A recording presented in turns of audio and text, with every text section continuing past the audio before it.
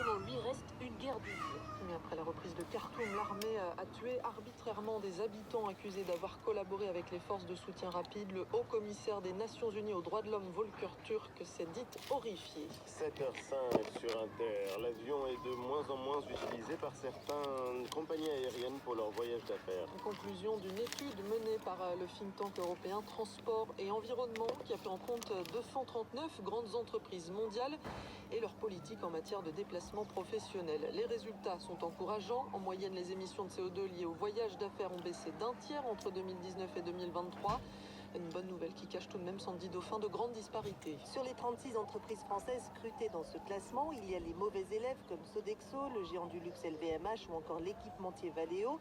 A l'inverse, Crédit Agricole, Publicis, Capgemini ou Dassault Systèmes ont fortement réduit leur empreinte carbone liée au déplacement professionnel depuis 2019.